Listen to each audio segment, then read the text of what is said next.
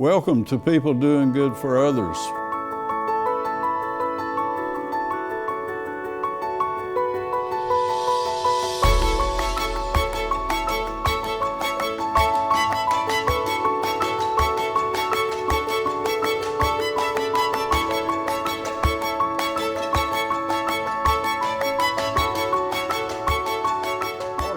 This is People Doing Good for Others, where we celebrate and hold in the light and honor those who are significant contributors in our communities.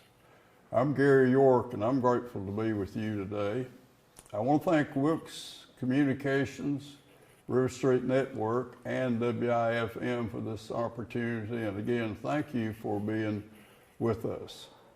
My featured guest today is Mike Causey. He's the State Commissioner of Insurance, also the Fire Marshal. He's a native of Guilford County and a longtime community advocate.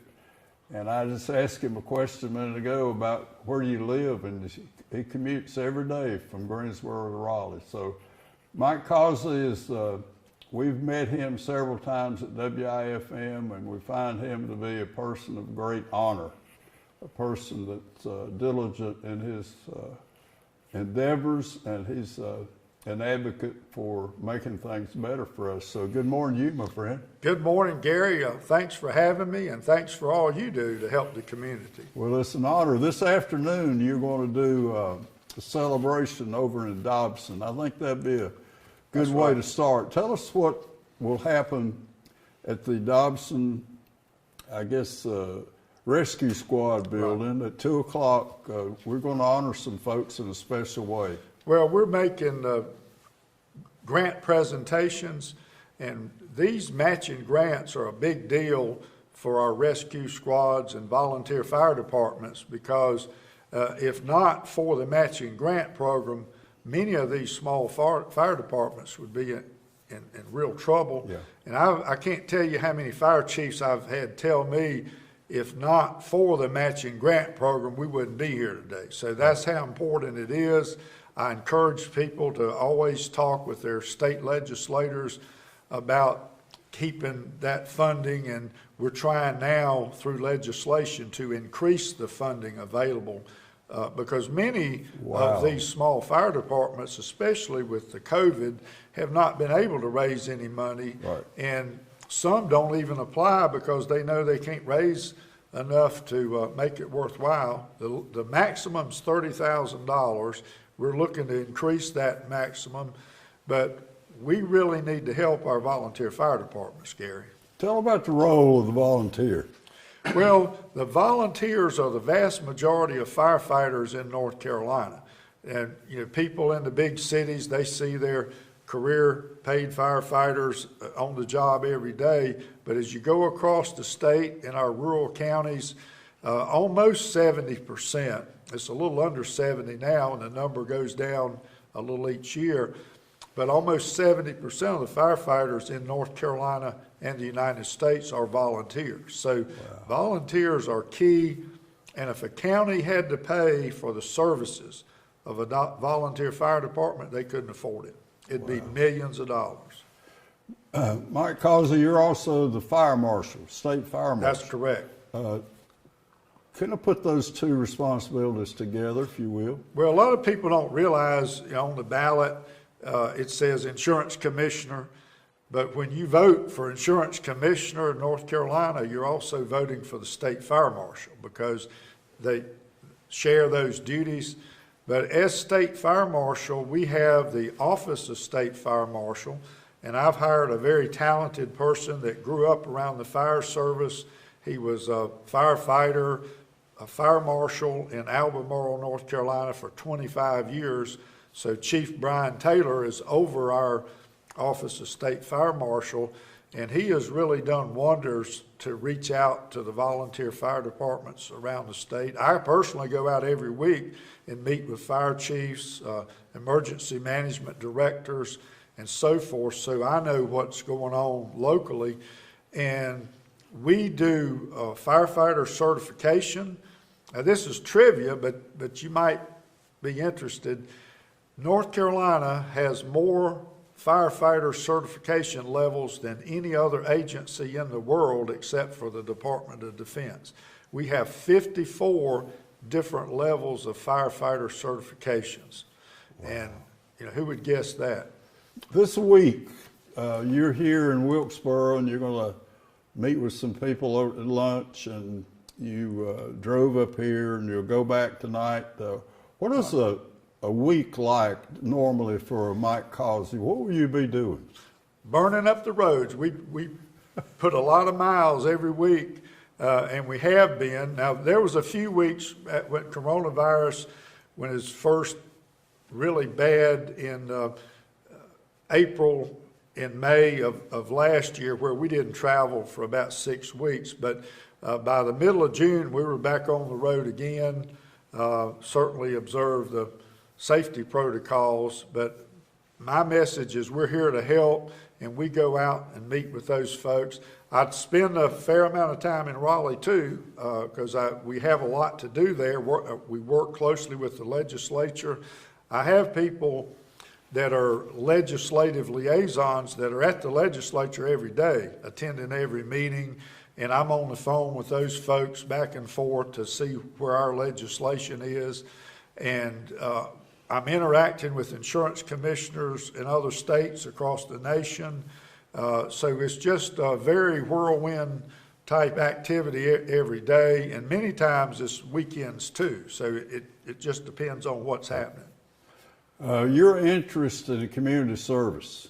Yes. Go back to, tell us some of those maybe things that you picked up in your community or in high school or growing up about your heart is in service. How did that happen? Well, I grew up on a farm, still live on the same farm where I grew up, and still live in the same house that my great-granddaddy, my granddaddy, my daddy lived in. So that tells you something about, you know, my roots in North Carolina. The house I live in was built as a hunting lodge by the chairman of Remington Arms in 1907. So I grew up around guns, bird dogs, hunting, and we had a great respect for guns. We had shotguns out in the open, as many homes did. The shells were right there. We didn't keep loaded guns in the house, but the children knew not to touch those guns. And and we had a lot of respect for law enforcement and respect for authority, and people had respect for teachers, and the church and the volunteer fire department was the hub of every community. Now, I live in the Alamance community of Guilford County.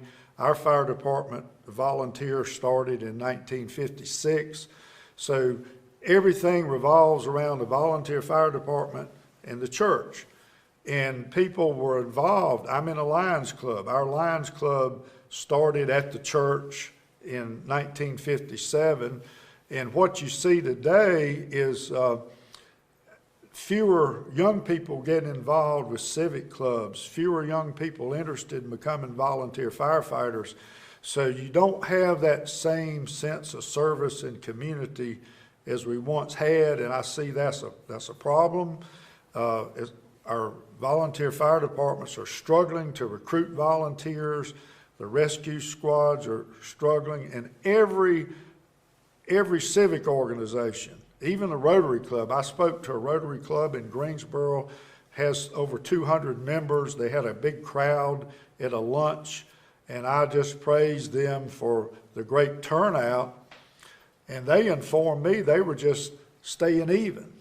They weren't growing, but they were staying even, as opposed to every other civic club losing membership every year. So it's just real important, I think, for people to volunteer and get involved with their community. So community advocate as you are was just a way of life. When you're growing up, it was about service. Yeah, and I think that was true all over North Carolina and the South. You know, going back 50 or 60 years ago, it was just what people did. So this service, the political side of it, or being elected, let's talk about that just a little bit, if you will. Well, I was in engineering and construction. I went back to college at UNC Charlotte, still studying engineering. This was after I got out of the Army. And my goal was to become a civil engineer. But I got recruited into the insurance business by Metropolitan Life Insurance Company. So there again, the insurance business, MetLife, encouraged their employees to be active in civic organizations. I was in a Kiwanis Club for many years in the Charlotte area, and got involved with politics because of volunteering. I volunteered to help people running for mayor, running for local offices. Then it went to Congress and the United States Senate. And, for about 20 years, I volunteered in many, many political campaigns. And one day people came to me and say, hey, why don't you run? And I said, well, I've never thought about running for dog catcher. And so today I'm an elected insurance commissioner, so I tell people, be careful what you ask for. Right, okay. How many folks serve your division? Well, we issue over 680,000 licenses a year. We license electrical contractors, plumbing contractors, law enforcement. We have building inspections, insurance agents, collection agencies, things people wouldn't ordinarily associate with the Department of Insurance. But as far as actual employees, we have the Industrial Commission under us that handles workers' comp. So they have about 145 employees, and we have 430. We have about 620 total employees. But again, we've got, with the fire service, almost 50,000 firefighters. So you've got a lot of, we touch everybody's life in some way. Wow. So you're in your second term. That's right. And some goals you had when you got there, first term, about, we're going to do some things. Yeah. And this, well, you campaigned on things. Yeah, I campaigned on, holding down insurance rates, holding the insurance companies accountable. But fighting insurance fraud was at the top of our list, because insurance fraud is so prevalent, and we're all paying for it. Out of every dollar we pay for insurance premiums, almost 20 cents goes to pay for fraud. Wow. And you're significantly involved in a situation right now. Share some of that with us, if you will. Well, if people want to know more details, they can look it up. It's called the eye drop murder case. And CBS News 48 Hours covered that in a story they did recently. It's online. But this is a case, I can't talk about it too much because we still have to go to trial. Yeah. But it's basically where a man in Gaston County is accused of killing his young wife with eye drops. And that, it started out as an insurance fraud case, but turned into a first-degree murder case. Our fire marshal in Surrey is Doug Jones. Yes. And as I prepared to be with you today, I've talked to him a couple of times, and he said it's amazing how many different things you do in the community, even seats for children. Just tell us some of the things that we might not know. We have so many programs. We have 23 boards and commissions that I oversee, and so I'm always encouraging people to sign up to serve on a state board or commission. But we have great programs like Safe Kids North Carolina, where I serve as chairman of Safe Kids. And under the Safe Kids program, we work with sheriff's departments, police departments around the state. They have these safety seat inspection centers where we teach parents how to properly fit a child's safety seat. And we actually give away child safety seat to the needy families.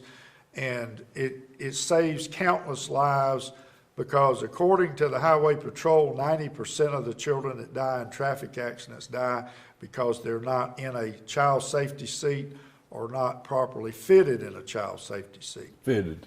And we also have a drug take-back program, Operation Medicine Drop, that started in the Department of Insurance in 2010.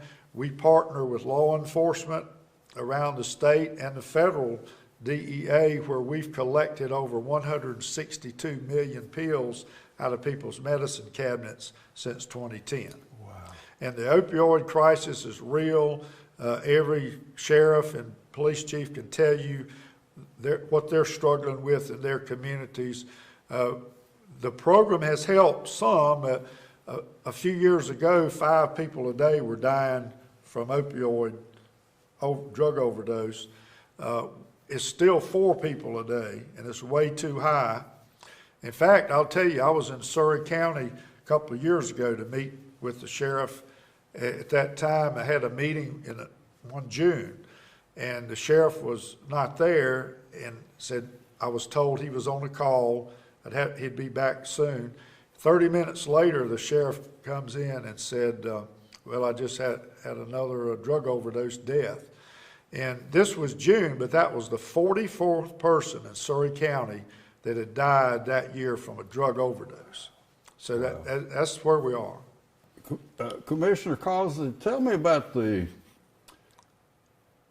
communication network statewide. How does so many different directions you're in, how do we stay on top of something like that? Just give us some idea of how intricate the communication is. Well, a lot of it is with volunteers. For example, our Seniors Health Insurance Information Program, where we help seniors with prescription drugs, Medicare, health insurance. We have over 1,000 volunteers across the state. Every county in North Carolina, we have volunteers for the SHIP program. So I want to thank all of our SHIP volunteers for what they do.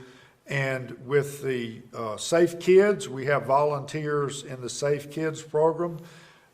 We have the tens of thousands of volunteer firefighters. So when you take all of that, plus we have law enforcement that's spread out all over the state. You know, they're in all regions. We have people that work for the Department of Insurance that live all over North Carolina. We have regional offices. We have regional offices at Asheville, Charlotte, Gastonia, Wilmington. In the Piedmont, it's in Archdale.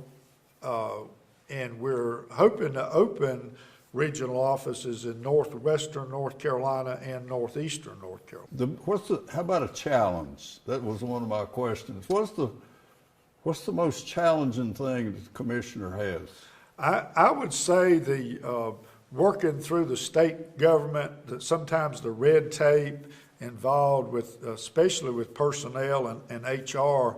You know, there's an old saying, Gary, in state government, people feel like if they do a really good job, it's hard to get a raise. But for those people that do a bad job, sometimes it's hard to get fired. So, you know, there's a lot of balance there. Yeah. And I just thank our state employees. As you know, I was endorsed by the State Employees Association in 2020. And 4 years earlier, they had endorsed my opponent. So I guess I must be doing good things because we try to reward our employees that are doing well, and we try those that need help, we hold them accountable. So, but state employees are really dedicated and, no doubt, and do a lot of good things. Yeah. I was thinking of a situation, say there's construction going on around my home, and someone's going to call a building inspector. The training that goes into that, give us a little bit of how many different ways you have touched that home, possibly. Well, I guess to summarize, we would be considered the chief building inspector for the state. You have 122 jurisdictions around North Carolina, and I used to tell people, Gary, we have one state building code, but probably 500 or 600 different interpretations of the state building code. So what we've tried to do is bring about a more uniform interpretation of the state building code. So if somebody has a dispute with a local building inspector, and certainly try to work it out, but if there's just a log jam where you can't get questions answered, give us a call, because that's what we do. We get involved, we help mediate disputes. I can tell you, not long after I had been in office, we had a situation in Hope County where this strip shopping center development had been on hold for 5 years. There was a dispute between the inspector and the developer, and nobody was talking to anybody. So I sent our chief engineer down to talk to both sides, and he came back to the office and said, okay, we got it worked out. They're going to start 5 years. For 5 years. So don't wait 5 years. So how do we contact your office? Is it website, telephone, or? Yeah, it's about all of them. Tell us what to do. Just go to the NCDOI.GOV, NCDOI.GOV, and we have a toll-free number, which is online, and it's 855-408-1212, or they can call me directly, and that's 919-807-6003. Now, somebody's there Monday through Friday, 8 to 5. If you call after those hours, you'll get a recording. So I could possibly speak to you? Yes, sir. Call me anytime. Wow. You know you can call me. So you encourage that then? I do. I get calls every week from people. And I'll give you an example. I got a letter from a man that said for 5 months he was frustrated. His insurance company was in a battle with the other person's insurance company. He didn't know where to turn. And out of desperation, he contacts our office. He said by the end of that week, he had a check in his account. And he wanted to thank me for getting that done. So these lines of communication are significantly open. And so they are open. We believe in transparency. And now, insurance company's not going to pay something that's not in your policy. But if it's in the policy and they're supposed to pay, it's a good chance we can get them to pay what they should. Right. So you're an advocate for the person being insured. You want to be an advocate for, if I have an issue, you want to be on my side. That's what we are. We're consumer advocates. We have people every day that are on the phone talking with insurance companies to settle disputes. So if it's a dispute with a hospital or a doctor, we settle those too. We have Smart NC, where we have people that work with you. Surprise billing issues from hospitals or doctors, we handle those. We just have a big consumer group. We handled over 250,000 calls last year. So we're here to help. If somebody dies in your family or neighborhood, you want to know if they had life insurance, call us. We'll run a national database search, and we found over $100 million in the past 3 years for people that didn't even know they had life insurance. User friendly. That's right. That's a good word. User friendly. That's where we are. Wow. Mike Causey, State Commissioner of Insurance and Fire Marshal. This is not insignificant, but it's an item that happened to me just yesterday. Smoke alarm. Smoke alarms. Do you have? Is that something you're oversight of that? All the time. We have smoke alarm campaigns. We work with the fire departments all over the state. The smoke alarms save lives. And 3 years ago, we had 135 people die in North Carolina in house fires.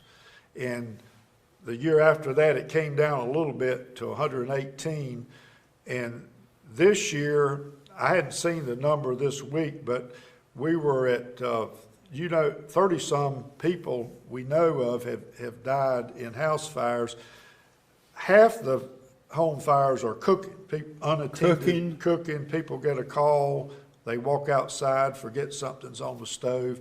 And another significant are space heaters in the wintertime. Space heaters. Where people put electric heaters right up against cloth or upholstery. They forget about them. And so if you don't have a working smoke alarm on every floor of your house, and a fire breaks out, you may not survive. So we do this. We're partnering now with some of the smoke alarm manufacturers. We give them away. A lot of our fire departments give them away, install them for people. And we encourage everybody, they're relatively inexpensive. So if you don't have check your batteries, make sure they work, and make sure you have a working smoke alarm.